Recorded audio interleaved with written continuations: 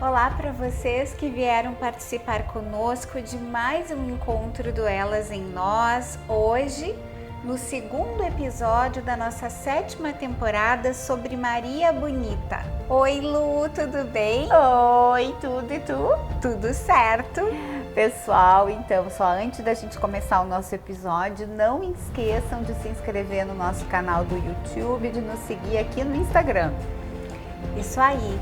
E agora, para a gente dar início a esse novo episódio, eu tenho uma perguntinha para fazer. Quando a gente vai estudar um pouquinho sobre a Maria Bonita, a gente vê que tem muitas visões sobre ela. Uma heroína, uma bandida, uma mulher guerrilheira, uma torturadora, um mito, uma mulher feminista, uma mulher revolucionária, né? Então ela transita muito entre esses papéis de heroína e vilã.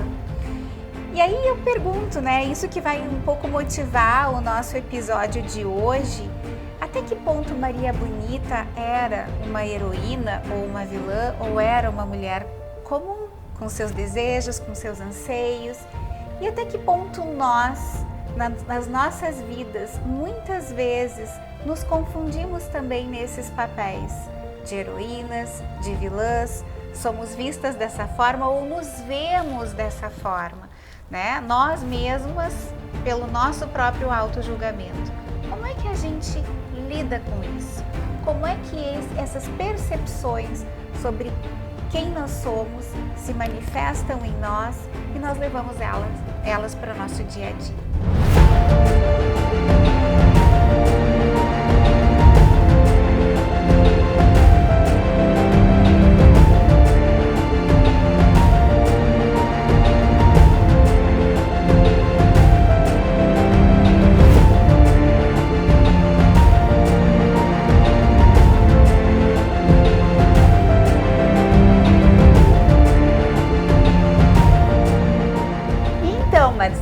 O que tu acha? Maria Bonita era heroína, vilã, era do bem ou do mal? Essa pergunta é uma pergunta tão constante, e a gente ouve assim, não, fulano é do bem, não, fulano é do mal, né? Será que a gente é do bem ou do mal? Eu acho que a gente é do meio. Eu também acho.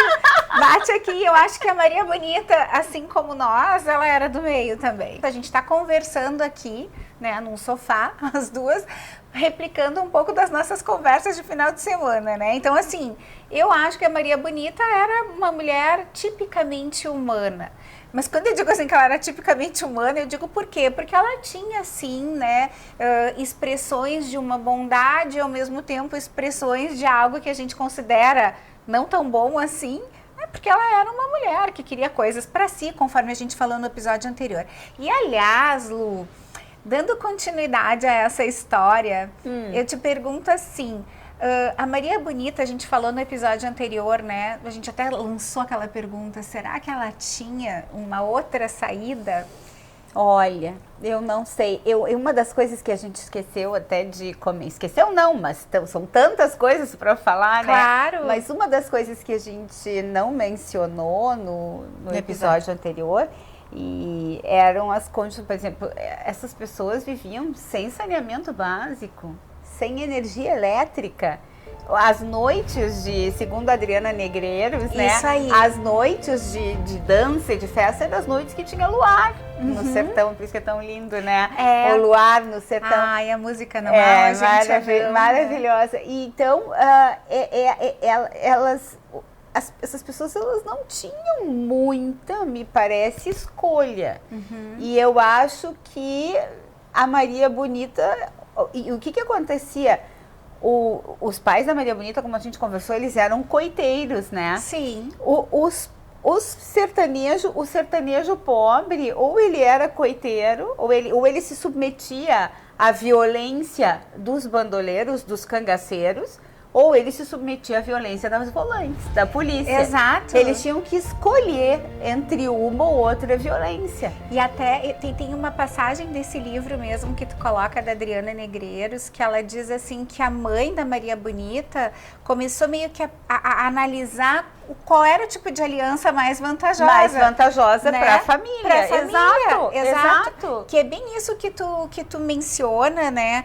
Que, na verdade, assim, eu acho que todo ser humano tem esse impulso, até isso lembra um pouquinho aquele trabalho do Maslow sobre a hierarquia das necessidades, né? E eu acho que assim, ó, mais uma vez, pensando naquilo que tu falaste no primeiro episódio, qual era o tamanho do mundo dessas pessoas. Exato. A gente não pode... Lembra quando a gente falou da Chica da Silva na nossa temporada, que muitas pessoas se chocavam com o fato de a Chica ter escravos? Isso. Mas naquela época, ou tu tinha escravo, ou tu era escravo. Então, a gente tem que entender as pessoas dentro do seu contexto histórico, social, ambiental. Não dá pra gente querer olhar pra Maria Bonita, claro, a gente pode olhar como tu falaste, para as atitudes, para aprender com ela, mas não dá pra gente querer julgar a Maria Bonita com as nossas condições de hoje em dia, de nossa cabeça, com as nossas oportunidades, né? Com a visão de mundo que a gente tem, inclusive, né? Ela tava ali, ela tinha dois caminhos, ou as volantes, ou aquele casamento ou o cangaço. E um dado interessante também sobre essa questão, né, da relação que se existia com a mulher, é como tu disse, né, na verdade a mulher era uma propriedade, a mulher era uma propriedade do pai, depois ela passava a ser uma propriedade do marido ou do cangaceiro que pegasse aquela mulher, né? A gente vai falar um pouco sobre isso. Também no cangaço, inclusive, era muito cruel esse tratamento, especialmente no bando de Lampião. O Corisco já era um pouco diferente, embora ele tenha abusado, estuprado a Dadá, carregado ela com 12, 13 anos, né, tirado da casa do pai e feito dela, afinal de contas, a mulher dele. Tinha uma regra no bando de Lampião de que as mulheres eram propriedade dos cangaceiros. Então, quando o marido, digamos assim, o cangaceiro companheiro de uma delas morria, elas eram obrigadas a se amigar com outro, a pegar outro companheiro. Senão, solteiras, elas não podiam ficar no grupo, e senão elas seriam mortas. Exatamente. Teve o caso da Rosinha, que era companheira do Mariano, que tentou sair depois que o Mariano morreu. E o Lampião deu um jeito de mandar matá-la. E ela morreu, foi morta a tiros por capangas, por membros do bando do Lampião. Já o Corisco não concordava com isso. O Corisco achava, não, a mulher que perdeu o seu companheiro, ela pode muito bem ir embora. Ela não é obrigada a pegar outro agora sob pressão. Então ele já aliviou um pouco, embora ele não fosse menos brutal, né, do que o Lampião em geral, mas quanto a isso ele era mais generoso, mais razoável. Mas é interessante, né, só para encerrar e completar assim, o teu raciocínio, que elas eram propriedade, como tu disseste, dos pais, depois dos maridos e dos cangaceiros também. E uma questão, assim, né, a gente se pergunta, bom, a Maria Bonita, ela foi para o cangaço, e ela até, como a gente conversou no episódio anterior, ela inaugurou a presença feminina no cotidiano do cangaço por afeto, por escolha própria. Né? Agora, existiam duas outras formas, né, de você entrar para o cangaço. Uma delas era o cangaceiro ia lá, gostava de ti e dizia, agora eu vou te pegar, vou te... Sim, e teve várias que foram, algumas que eram até noivas, gostavam de outras pessoas e foram capturadas. A própria Dadá, né, o Corisco estuprou, era uma menina, brincava de boneca, 12 anos. Levava as bonecas. E ele resolveu. Exato, e aí muitas desses, digamos assim, desses abusos feitos a meninas e desses raptos feitos eram por vingança ao pai. Que era o caso da Dadá, Exatamente. Então, uma vez, como eu me vingo do homem, eu rapto a sua filha, né? Exato. Então, vejam bem, a mulher é sempre objetificada, na verdade, né? Existe uma história, inclusive, horrível do bando de Lampião, tu falou dessa questão da objetificação. Eles descobriram um senhor, numa das invasões de cidades, uma mocinha que estava casada com um senhor de 80 anos. Isso. E aí eles deram uma surra no senhor para deixar de ser sem vergonha por casar com uma mocinha, mas a mocinha sofreu um estupro coletivo para eles prender. chamavam de gira. E agora veja se tem cabimento. Ela foi responsabilizada por que culpa que ela tinha, estava casada com um senhor, mas a gente não sabe as circunstâncias desse casamento, mas muito provavelmente ela não deva ter tido nem escolha, e ela foi punida por ter um marido com um estupro coletivo. E os cangaceiros faziam estupros coletivos, mas, diga-se de passagem, as volantes também. Exato. Havia muita violência de todos os lados, né? Como a gente mencionou. Exatamente. Essas situações de estupro coletivo, elas eram realidade tanto... as mulheres estavam correndo esse risco, tanto vivendo na vida sertaneja tradicional, né? E quando tu entrava no cangaço, em tese, talvez tu estivesses mais protegida disso. Em tese, quando tu porque na verdade as mulheres estavam sempre com os cangaceiros, né, e vivendo a vida do cangaço, não ficavam sem esses homens por perto. Eles tinham como regra não estuprar as filhas e as mulheres dos coiteiros. Inclusive há relatos de cangaceiros que o Lampião mandou matar porque eles descumpriram essa regra. Exatamente. Então isso era uma regra deles. Havia um código, né, um código de ética interessante, né? Interessante eu digo porque, na verdade, ele é cheio de incongruências aos nossos olhos de hoje, mas ele tinha uma certa similaridade também com algumas coisas que eram compartilhadas pela sociedade comum, né? Isso também é uma questão importante, não era uma coisa só do cangaço, não. E o terceiro tipo de mulheres que entravam eram mulheres que queriam fugir da polícia mesmo, que queriam proteção, né? Ou tinham sido prostitutas, ou enfim, de alguma forma não se enquadravam dentro daquela perspectiva da mulher sertaneja comum. Então, eu acho importante deixar isso claro, porque a Maria Bonita, ela representa uma parcela, né, de ingresso no cangaço, que eu acho que certamente não foi a maioria, de entrar por afeto, por amor. Assim. Eu acho que muitas delas, inclusive, odiavam os próprios companheiros. Exato. Elas não amavam, elas foram obrigadas a... Tem a história da Sila, por exemplo, que era uma menininha de 11 anos, que foi carregada com 11 anos, né? Então, só que ela acabou vivendo a vida inteira mesmo depois que o bando foi disperso e tudo, ela passou o resto da vida, no fim, vivendo com aquele homem. Aí a gente já não sabe, né? O que aconteceu, que nem a Dadá e o Corisco também, né? Parece que aquilo se transformou um pouco, mas a gente não tem como falar, assim, né, de intimidade dessas pessoas. Mas o fato é que os registros todos mostram, né, que parece que Maria Bonita e Lampião tinham um relacionamento. Né? Sim, eles realmente, o que se diz deles é que eles realmente se gostavam. Que eles se gostavam, que eles se tratavam de forma carinhosa, se davam bem, inclusive ela era muito ciumenta, muito, e ele tolerava, diz que ela tinha acessos de ciúme, e quando ela tinha acessos de ciúme, ela chamava ele de nego velho, ele ficava furioso porque ele era extremamente racista. E ela também daí caçoava do olho direito dele, que ele tinha um olho direito meio caído, das pernas finas dele, porque ela não gostava, ela ficava caçoando da aparência física. E ele tinha algumas reservas com o comportamento dela, ele achava que ela era vulgar por causa das risadas altas, né, tudo isso. E só que mesmo assim eles se davam bem, eram bem carinhosos um com o outro, né? Todos os relatos dizem que sim. Inclusive ele tinha paciência para os ataques de fúria dela, né?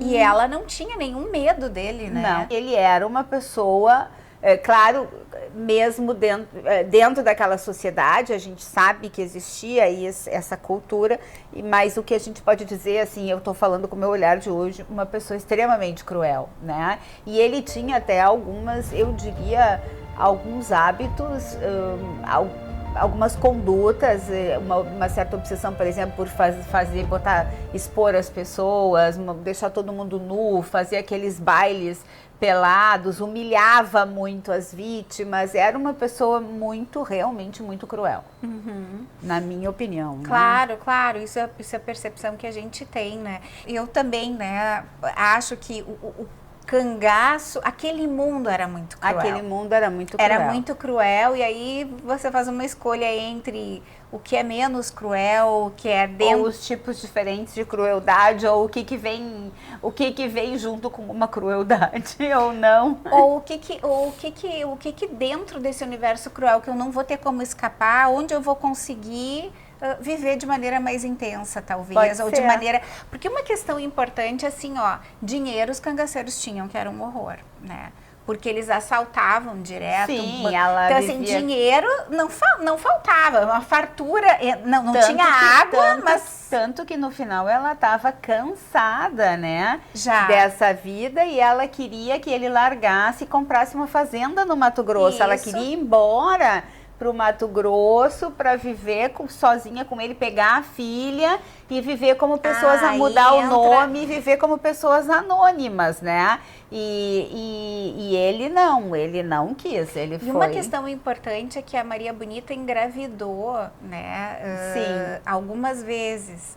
E ela, na verdade, conseguiu, né, dar à luz a Expedita, que ainda vive. Tem 90 e poucos anos, se não me falha a memória, a filha de Maria Bonita, ela tá viva ainda. Só que no cangaço a maternidade era algo que não era permitido de ser vivido, né? A gente fala assim, a pessoa... Ela nasceu em 32, ela tem que ter 92 anos. E ela, na verdade, assim, ela pôde exercer a maternidade, que a gente fala, mas não a maternagem, né? Ela não conseguiu cuidar dessa filha, porque no cangaço, aí, a partir do momento em que as mulheres entraram, a lei era essa. Por quê? Por motivos óbvios. Né? Mas porque a criança ia correr vários riscos, né? Não teria condições de nada para tu poder educar uma criança, né? Então era muito frequente por parte dos cangaceiros entregar essas crianças, né? Sim, eles entregavam para outros casais criarem, ou até para padres. Coronéis, promotores, tem vários relatos. E isso mostra muito do que a gente falou, né, no episódio passado, em relação às alianças que existiam, né, entre todos eles, porque eu podia dar para o promotor, o meu filho podia dar para o coronel XYZ.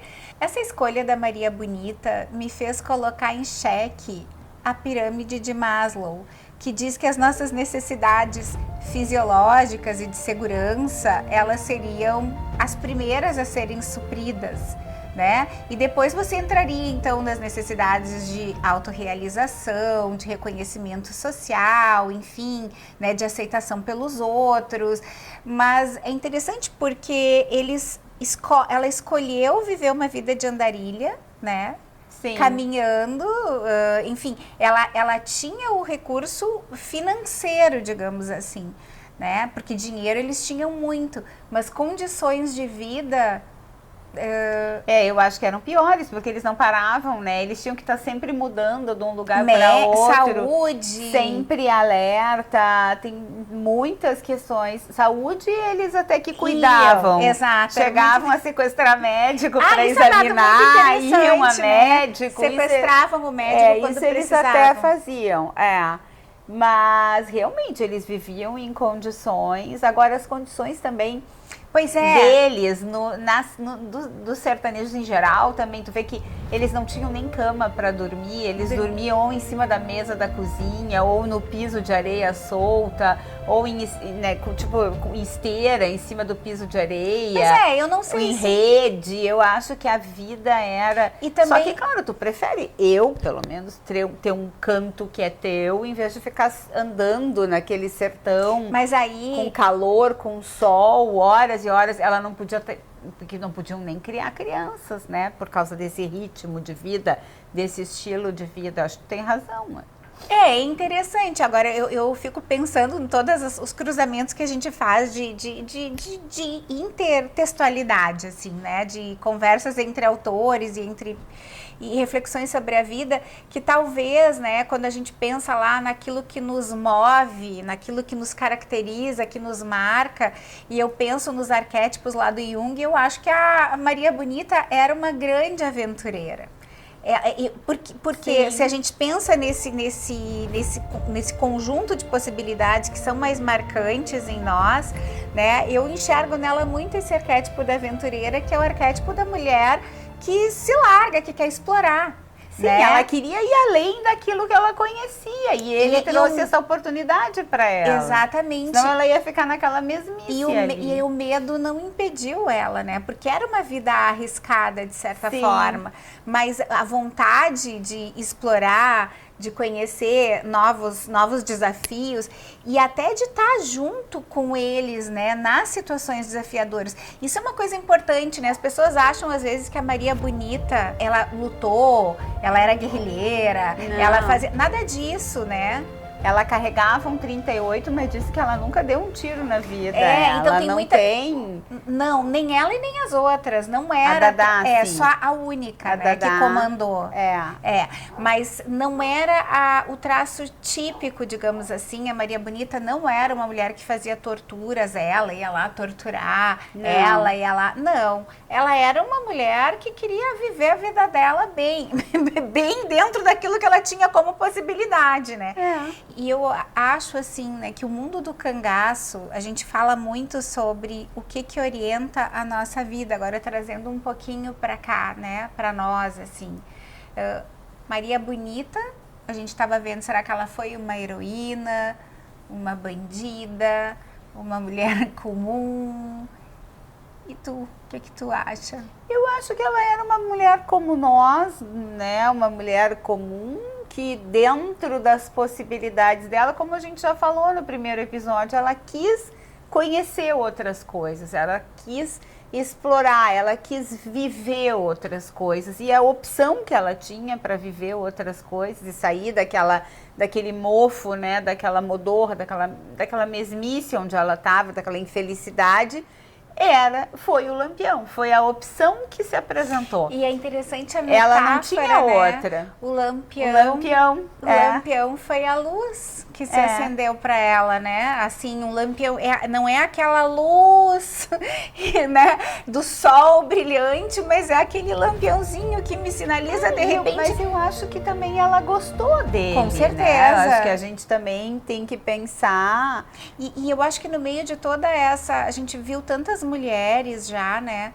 É interessante que no meio de um universo tão cruel, eles conseguiram estabelecer uma relação de afeto que parece sincera e recíproca, que seria algo talvez não tão esperado. O que é interessante de muito da figura, especialmente do Lampião e dessa relação, é que a gente consegue ver como as pessoas não são uma coisa só. Tu consegue ver a complexidade do ser humano, porque um cara de extrema crueldade, capaz de uma crueldade extrema, ele também podia ser um cara agradável, pelo jeito ele tocava, cantava, se arriscava na cantoria, ele adorava ler. Tocava tocava uma sanfona, ela acompanhava no bandolim quando podia dançar. Ele costurava, bordava, era um cara que entendia muito, porque no cangaço, o cozinhar, o costurar, principalmente o costurar e o bordar, eles não eram só atividades de mulher, eles faziam as próprias roupas, eles tinham um gosto por elaborar, por trabalhar, mas o interessante é que ele, pelo jeito, era uma pessoa que conseguia até ser agradável, como nós falamos, um gênio das relações públicas. Sim. Era um cara talvez bem humorado, interessante até, e que por conseguia ser até tolerante com as crises dela, com o afeto dela, etc. e tal. Com as crises, né? Afetuoso com ela, eu quero dizer, mas era uma pessoa de uma crueldade extrema. Então eu acho que o que isso nos mostra como os seres humanos são complexos, né? E como a gente tem essas capacidades, nem sempre a gente está com essas nossas características equilibradas, né? A gente pode ter um e outro. Por isso que a gente usa a metáfora, né, do cangaço, de alguma forma. Será que a gente não é só sertão, né? O sertão hoje é outra realidade no sertão nordestino, né? Mas a gente não é só cangaço, eu digo, na nossa vida. Tu pega e a gente fala muito isso, né? Rotular, assim, porque as pessoas, elas são universos, né? E eu acho que essa história da Maria Bonita, ela nos mostra isso. E tem um dado que eu também acho interessante, assim, eu percebo que a Maria Bonita escolheu o Lampião, mas tem uma questão que eu acho, essa escolha não foi conflitiva, né?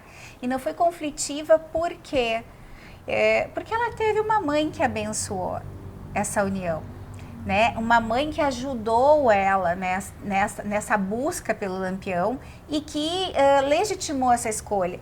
Então, quando a gente pensa assim, por que fica tão fácil ela ir para um lugar assim? Além de ser uma aliança vantajosa, não houve nenhum tipo de conflito na raiz com ela, né? Que era a própria mãe, a mãe não dela. Que a gente saiba, não tem registro. Pelo contrário, o registro que se tem é o registro de que a mãe queria. E até tem registros que falam da relação desta mãe com outros genros em relação ao Lampião.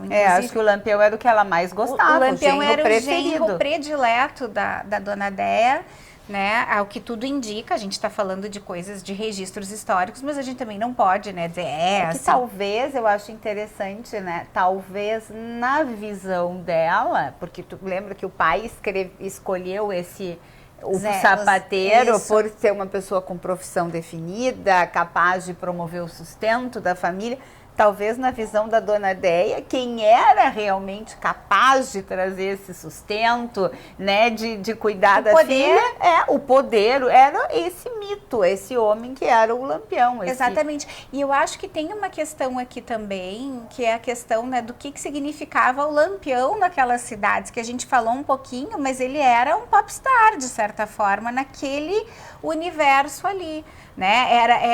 Era alguém que era controvertido, sim, um fora da lei, sim, mas era como se fosse um fora da lei que era meio aceito, né, dentro daquela sociedade. Aquilo tem um pouco a questão da escolha, né? Eles tinham que escolher com quem que eu vou me aliançar. E aí entra uma questão, né, de que eu enxergo assim muito, dentre as escolhas que a Maria Bonita tinha, ela tinha escolhas entre pulsão de morte e pulsão de morte. Né? Ela foi para a aventura da vida, eu enxergo ela como uma mulher extremamente aventureira, né? E tipo assim, eu quero ver o que tem mais da vida, eu quero sugar, eu quero degustar a vida, mas assim, o que ela tinha como opção, e aí isso eu lembro de Freud, né? Eram sempre movimentos em relação à destruição. A gente é isso, a gente é pulsão de morte, pulsão de vida, a gente vai morrer, né? E a gente precisa muitas vezes matar coisas para poder viver, né? Mas nesse caso, no caso dela, eu vejo assim que a pulsão de morte mais próxima da pulsão de vida que ela tinha era a escolha pelo cangaço. Então, eu acho que a Maria Bonita, ela nos coloca, né? Nós que temos condições talvez melhores de poder equilibrar as nossas pulsões, me parece que é muito interessante a gente poder tomar essa história para nós, para que a gente possa refletir um pouquinho, né? Como é que a gente, digamos assim, modula isso dentro de nós, e se a nossa vida, ela está a serviço de destruir o quê e construir o quê?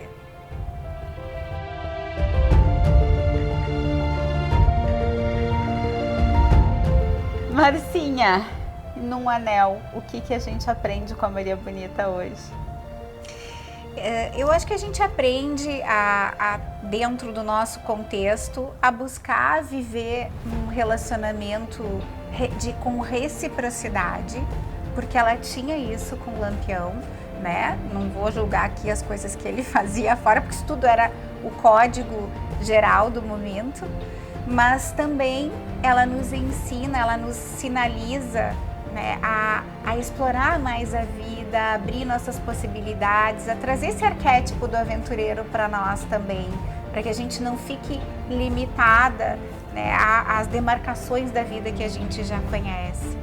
E também eu acho que ela nos chama, ela nos acorda, nos convoca para que a gente possa equilibrar as nossas pulsões dentro de nós, porque nós não estamos destinados a viver organizados pela pulsão de morte, que seja para destruir o que não nos faz bem e para construir tudo aquilo que nos faz bem e nos leva a compartilhar tudo isso com os outros que estão ao nosso redor.